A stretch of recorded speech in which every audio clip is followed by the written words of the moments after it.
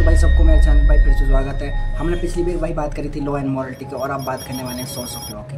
भाई इतनी जल्दी चैप्टर खत्म होगा भाई मुझे यकीन नहीं हो रहा कि भाई चैप्टर मैंने खत्म कर दिया। आज तक मैंने अपनी स्टडी जब करी है मैंने आज तक इतना कभी चैप्टर खत्म नहीं किया कि हमने कभी भी एग्जाम से पहले चैप्टर खत्म कर लिया हो। पर ये चैप्टर बस खत्म होने वाला है क्योंकि इसके बाद 2 और वीडियो आने वाली है जो लॉ के बारे में बताने वाली है। जैसे कि ये होने वाली है कि जो कस्टम की, इसके बाद प्रेसिडेंट की वीडियो आएगी और इसके बाद लेजिस्लेटिव की वीडियो आएगी। तो इन तीनों वीडियो में हम बताने वाले हैं सोर्स ऑफ लॉ कैसे है। सोर्स ऑफ लॉ के बारे में इसमें बात करने वाले हैं कि कैसे कैसे सोर्स ऑफ लॉ आया है और एक कस्टम, प्रेसिडेंट और जो लेजिस्लेटिव उससे कैसे जुड़ा है। तो भाई इस वीडियो को शुरू करते हैं। और चीज़ भाई अच्छी नहीं लगती है आप वीडियो देखो भाई, लाइक ना करते, सब्सक्राइब ना करते तो ये चीज़ बुरी लगे थोड़ी सी।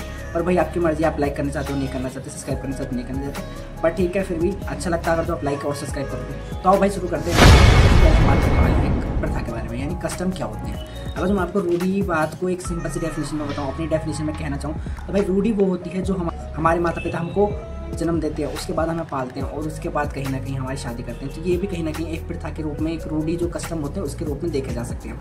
ऐसे ही जब इसकी बात होती है तो कहीं ना कहीं ऑस्टिन भी अपनी एक परिभाषा दे ही देते हैं। ऑस्टिन भी एक कहते हैं कि प्रथा एक नियम है जो किसी परिवार या किसी जिला विशेष में बहुत दिनों को परंपरा के कारण बनने की शक्ति से संपन्न होता है। यानी ये कहना चाहते हैं कि भाई जो परंपराएं, जो प्रथाएं हैं वो ये ना है कि एक दिन में बन जाती है, उनके लिए भाई बहुत ज़्यादा समय लगता है। इतना समय लगता है कि मनुष्य की सोच भी ये नहीं ढूंढ सकती कि वो प्रथा या वो समय कब चालू हुई थी, वो चीज़ कब चालू हुई थी, वो कस्टम कब चालू हुए थे।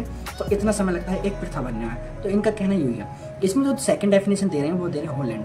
हॉलैंड भाई बहुत ज़्यादा इंपॉर्टेंट डेफिनेशन दे रहे हैं और भाई बहुत ही ईजी डेफिनेशन दे रहे हैं। अगर जो आपका पेपर है और आप लिखना चाहते हो, वैसे कि 9 तारीख को इसका पेपर है, तो आपको भाई हॉलैंड की जो डेफिनेशन है वो तो रट के रहनी चाहिए। तो हॉलैंड कहते हैं इसमें प्रथा और रूढ़ी एक ऐसे व्यवहार है जो सामान्य रूप से स्वीकार किया जाता है। यानी हॉलैंड कहना चाह रहे हैं कि भाई प्रथा और जो रूढ़ी होता है वो एक हर व्यक्ति कहीं ना कहीं उसको अपनाता है और उसका पालन करता है। जैसे कि हमारे समाज में हम होली का दहन करते हैं तो उसको कहीं ना कहीं समाज अपनाता है और होली का दहन करता है। चाहे बहुत से लोग उसका कहीं ना कहीं विरोध भी करते हैं, बहुत से लोग उसको पॉल्यूशन बताते हैं और हर चीज़ में मतलब उसका विरोध करते हैं, पर वो ये नहीं देखते कि जो वो गाड़ी चलाएं उससे कहीं ज़्यादा पॉल्यूशन गाड़ी में होता है। पर वो छोड़ो खैर बात, पर ये एक प्रथाएं हैं जो हमें निभानी होती हैं और हम इसको निभाते हैं। तो भाई यही चलता है आजकल समाज में। तो ये प्रथाएं होती हैं जिनको हम स्वीकार करते हैं और भाई कहीं ना कहीं निभाते हैं। तो अब इसमें हम करते हैं एलिमेंट्स की बात, यानी आवश्यक तत्व क्या होते हैं। तो इसमें कई आवश्यक तत्व दिए हैं तो एक एक करके इन सब की बात करते हैं। तो सबसे पहला आवश्यक तत्व है प्राचीनता। प्राचीनता क्या होता है, यानी एंटीक्वेंस, मतलब जो लंबे समय से चलता आ रहा है, जो लंबे समय से लोगों पालन करते आ रहे हैं उसको हम क्या कहते हैं, हम उसको प्राचीनता कहते हैं। जो सोच से भी परे है, जो मैंने आपको पहले बताया कि भाई जो सोच भी नहीं सकते आप, जो आपने कभी मतलब अगर जो आप किसी प्रथा को ढूंढने जाओगे, जैसे किसी प्रथा के बारे में कभी ये शुरू कभी होती है तो आप उसका कभी पता ही नहीं लगा पाओगे क्योंकि आपने पालन करी, आपके पिताजी पालन कर रहे हैं, आपके दादाजी कर रहे हैं, आपके परदादा जी ने करी हो और आपके सरदादा जी ने करी हो। तो भाई इन ऐसी प्रथाएं जिनका आप पता ही नहीं लगा सकते। तो ये क्या है, प्राचीनता है। तो ये हमारा पहला पॉइंट बनता है आवश्यक तत्व। अब सेकंड पॉइंट जो बनता है वो बनता है निरंतर। निरंतर क्या होता है, निरंतरता का मतलब होता है जो चलता रहता है। जैसे कि जो कई वर्षों से चला आ रहा है और कभी भी मतलब इंटरप्ट नहीं हुआ, कभी भी रुका नहीं है या उसका कभी रुकने की जरूरत नहीं पड़ी क्योंकि वो इतनी अच्छी तरीके से चलता आ रहा है। जैसे कि मैं इसमें आपको बताना चाहूँ, एक एग्जांपल देना चाहता हूँ। जैसे सती प्रथा थी, वो गलत चीज़ थी या समाज में वो समाज के लिए सही नहीं थी, तो उसको एक समय बाद रोक देगा। कहीं ना कहीं वो भी तो एक प्रथा थी तो उसको भी रोक देगा था। पर प्रथाएं वो नहीं होती जो रोक दी जाती है, प्रथाएं वो होती हैं जो हमेशा से चलती रहती है। जैसे कि कोई भी प्रथा है जो आपके समाज में पालन की जा रही है तो वो चलती रहती है, तो उसको हम निरंतरता कहते हैं। तो सेकंड पॉइंट हमारा ये बनता है। अगर मैं थर्ड पॉइंट की बात करूँ तो इसको होता है शांतिपूर्ण उपभोग। शांतिपूर्ण उपभोग का मतलब होता है पीसफुल एंजॉयमेंट। यानी कोई प्रथा है अगर जो वो दूसरों को नुकसान नहीं दे रही है, दूसरों के हर्ट नहीं कर रही है, तो वो कहीं ना कहीं वो एक सही प्रथा है। अगर जो वो दूसरों को हर्ट कर रही है और दूसरों को नुकसान पहुंचा रही है तो वो प्रथा कहीं ना कहीं गलत है और उसको तुरंत रोका जाना चाहिए, ऐसा माना जाता है। तो इसमें हम यही कहना चाहते हैं कि शांतिपूर्ण जो होती हैं वे कई वर्षों से चली रहती हैं और वो हर व्यक्ति की, हर समाज के लोगों के लिए सही होती है जब भी वो प्रथाएं चलती रहती हैं। इसमें निश्चितता यानी सर्टेनिटी का मतलब होता है कि कोई चीज़ अगर जो स्पष्ट रूप से आप नहीं जानते तो उसको हम चला नहीं सकते। अगर जो आप प्रथा के बारे में जानते नहीं हो तो फिर उसका पालन कैसे कर सकते हो। तो आपको अगर जो प्रथा का पालन करना है तो उसके बारे में आपको पता होना चाहिए और रूढ़ी ऐसी नहीं होनी चाहिए कि भाई आप जानते हो या कोई नहीं जानता उसके बारे में। आप सबको पता होना चाहिए कि भाई रूढ़ी ये होती है और प्रथा ऐसे ऐसे चल रही होती है, तो वही प्रथा कहीं ना कहीं लंबे समय तक चलती है। इसके बाद आता है संगतता यानी कॉन्सिस्टेंसी। इसका कहते हैं एक प्रथा जो दूसरे के विरोध में नहीं होनी चाहिए। यानी जैसे कि एक प्रथा है और कहीं ना कहीं दूसरे समाज की प्रथा है, तो वो कहीं ना कहीं आपस में ऐसी ना हो जाए कि टकरा जाए, एक दिन हो जाए आपस में टकरा जाए कि जो दूसरे लोग हैं उनको तुम्हारी प्रथा पसंद आए और तुम्हारी प्रथा है तुम्हें जो प्रथा है उनके दूसरे लोगों को पसंद आए। तो ऐसा नहीं होना चाहिए, ये दो प्रथा रहें पर वो अपने अपने इलाकों में रहें और अच्छी तरह से निभाई जाए, किसी को किसी की प्रथा से कोई नुकसान ना हो या कोई भी दिक्कत ना होनी चाहिए। तो वो कहीं ना कहीं एक संगत प्रथा कहते हैं, उसी को हम प्रथा कहते हैं। तो ये था भाई हमारा 5वां पॉइंट। और छठा पॉइंट है उपयुक्तता, यानी रीजनेबल। कोई भी प्रथा है, अगर जो मैं मानूं कि होली दहन है तो उसका कोई ना कोई रीज़न होएगा उसके पीछे, भाई ये प्रथा चली आ रही है, उसका कोई ना कोई रीज़न है। हम मानते हैं कि भाई होली जो है बुराई पर अच्छाई की जीत है, तो कहीं ना कहीं इसका एक रीज़न है, तो रीज़न के कारण ही हम इसको बनाते हैं। और कोर्ट या हमें इंडियन लॉ हमें इसकी परमिशन देता है कि भाई आप अपना जो भी प्रथा या त्यौहार है वो पूरी तरह से बना सकते हो, इसमें आपकी कोई रोक टोक नहीं कर सकता। तो ऐसे ही है भाई, इसका कोई ना कोई रीज़न होना चाहिए। प्रथा का यूँ ना है कि भाई कुछ का कोई रीज़न ही ना है तो उसको आप बनाओ ना। जैसे कि मैंने सुना था कि जलीकट्टू एक तमिल की तरफ एक खेल होता है जलीकट्टू, जिसमें कहीं ना कहीं एक सांड होता है और सांड के सामने लोगों को छोड़ दिया जाता है, वो सांड कई लोगों को घायल कर देता है। तो इसके पीछे वो अपना रीज़न मानते हैं, पर भाई ये कहीं ना कहीं लोगों की जान के लिए हानि थी, इसलिए सुप्रीम कोर्ट ने इस पर बैन लगा दिया था। तो भाई ऐसे भी रीज़न ना होने चाहिए कि आपकी जान जा रही है उसमें, ऐसा होना चाहिए हंसी खुशी से आप रह सको और हंसी खुशी से उस त्यौहार को बना सकते हो। ये है कहीं ना कहीं रीजनेबल।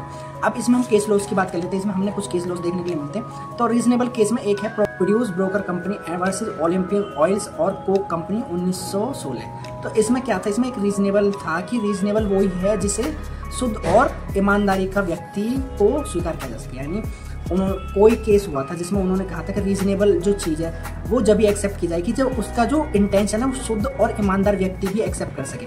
ये नहीं है कि कोई भी व्यक्ति एक्सेप्ट कर लेगा तो उसको मान लिया जाएगा, ऐसा नहीं है। ऐसे व्यक्ति तक वो प्रथा जानी चाहिए जो शुद्ध और ईमानदार व्यक्ति, कैरेक्टर वाला व्यक्ति भी हाँ उसके लिए हाँ कहे कि हाँ भाई ये प्रथा है और ये अच्छी तरह से निभाई जानी चाहिए। तो ये है एक केस। और दूसरा केस है इसमें जो मैंने आपको 3 और चौथा पॉइंट बताया था, जैसे कि शांतिपूर्ण और निश्चितता। तो उसके लिए भी एक केस है जिसमें है गुरु स्वामी वर्सेस पेरुमला राजा। तो इस केस में एक बताया गया था कि एक व्यक्ति था जिसकी पड़ोस में एक पेड़ लगा हुआ था और वो उसकी छाया में हमेशा लेटता था, पर एक समय बाद जिसका पेड़ था वो काटने लग गया। तो जो पेड़ काट रहा था तो दूसरे व्यक्ति जिस पर छाया जाती थी उसने उसको मना कर दिया कि भाई ये कहीं ना कहीं मेरी हैप्पीनेस का और मेरे जो कस्टम राइट्स है उनका उल्लंघन है। जिसके बाद वो कहीं ना कहीं कोर्ट में जाता है, पर कोर्ट ने भाई उसकी जो मांग थी उसको अस्वीकार कर दिया। उसने कहा कि भाई ये आप किसी भी चीज़ को कस्टम में और अपनी हैप्पीनेस के राइट्स में नहीं गिन सकते, क्योंकि भाई वो उसकी ज़मीन पे है, उसका इलाका है, वो कुछ भी कर सकता है, आप हर चीज़ को कस्टम में नहीं जोड़ सकते। तो भाई कोर्ट ने कहीं ना कहीं इसको इनकार कर दिया था। तो इस केस में कहीं ना कहीं उस व्यक्ति की हार हुई थी। अब इसमें 7वां पॉइंट है विधानों के अनुकूल या कंफर्टी विद स्टेटस। या में ऐसा है कि भाई जो हम प्रथा चला रहे हैं वो हमारे विधान में जो बनी लॉज है उनसे अनुकूल होनी चाहिए, उनके विपरीत नहीं होनी चाहिए। अनुकूल होएगी तो वो प्रथा चलेगी, नहीं तो अगर जो विपरीत होगी भाई उस प्रथा को कहीं ना कहीं रोक दिया जाएगा। जैसे मैंने आपको बताया जलीकट्टू जो तमिलनाडु में होता था वो कहीं ना कहीं लॉज के विरुद्ध था, इसलिए उस पर बैन लगाया गया सुप्रीम कोर्ट द्वारा। पर आज भी कहीं ना कहीं चलता है, पर बैन लगा दिया गया। अगर जो चलता है तो ये गैर कानूनी है, इसको ऐसा माना जाता है। अब इसमें 8वां पॉइंट बनता है नैतिकता के अनुकूल, कन्फर्टिटी विद मॉरलिटीज। यानी इसमें क्या है, जैसे प्रथा है उसमें कहीं ना कहीं आपको एक अच्छा इंटेंशन होना चाहिए, एक अच्छी सोच होनी चाहिए, जब भी वो प्रथा या कस्टम सक्सेसफुल होता है। अगर उसके पीछे आपकी एक अच्छी सोच नहीं है, कोई बुरी चीज़ सोच है, तो भाई वो प्रथा कहीं ना कहीं कबूल नहीं की जाएगी या उसको एक्सेप्ट नहीं किया जाएगा। बात करते हैं कि प्रथा को कब कानून का रूप धारण करते हैं। तो ऑस्टिन इसमें अपनी परिभाषा देते हैं, जब राज्य उसे कानून के रूप में मान्यता देता है। यानी ऑस्टिन भी वही बात कह रहे हैं कि भाई जब लॉज और कहीं ना कहीं संविधान उसको भाई लागू कर देता है जिसमें कहीं ना कहीं लोगों का नुकसान ना है और लोगों के कहीं नुकसान ना हो रहा और लोगों को कहीं ना कहीं असुविधा ना हो, तो वो कहीं ना कहीं रूढ़ी बन सकती है। तो इसको कहते हैं ऑस्टिन। इसके बाद अब कानून का स्रोत के रूप में कानून के स्रोत के रूप में प्रथा का महत्व क्या है भारतीय रूप में। तो हमारा जो भारतीय रूप में है तो ये कहते हैं कि भारतीय संविधान के विधि समान सिविल संहिता पर जोर दिया गया है, जिसमें प्रथा का महत्व समाप्त हो जा रहा है। यानी इसमें ये बता रहे हैं कि कहीं ना कहीं अब जो हमारा इंडियन सिविल कोड जो आ रहा है, यूनिफॉर्म सिविल कोड जो आ रहा है, उसके कारण अब कहीं ना कहीं जो विधि है, जो वैदिक प्रथाएं हैं, जो रूढ़ियाँ, उनका कहीं महत्व खत्म होता जा रहा है। क्योंकि पहले जितनी इंपॉर्टेंस उनको दी जाती थी आज के समय में उनको इतनी इंपॉर्टेंस नहीं दी जाएगी। कारण कुछ भी ना है भाई, कारण वही है कि देखो पुरानी चीज़ों को जाना होता है और हमेशा नई चीज़ों का आना होता है। अगर जो आप पुरानी चीज़ों को पकड़ के खड़े रहोगे तो भाई आप नई चीज़ों को एक्सेप्ट नहीं कर सकते। ये जीवन का रियलिटी है और भाई हर किसी के जीवन में लागू होती है कि आपको हमेशा नई चीज़ों की तरफ जाना चाहिए, पुरानी चीज़ों को छोड़ दो। अगर जो आप पुरानी को पकड़ खड़े रहोगे और नई की तरफ नहीं जाओगे तो भाई ये जीवन यूँ ही रुक जाएगा और आप कभी आगे नहीं बढ़ पाओगे। तो भाई ये थी आज की वीडियो, आपको कैसी लगी भाई कमेंट कर दियो। अगर अच्छी लगी हो तो भाई जब भी लाइक करियो और ज़्यादा अच्छी लगी हो तो भाई सब्सक्राइब कर दियो। Thank you so much for watching.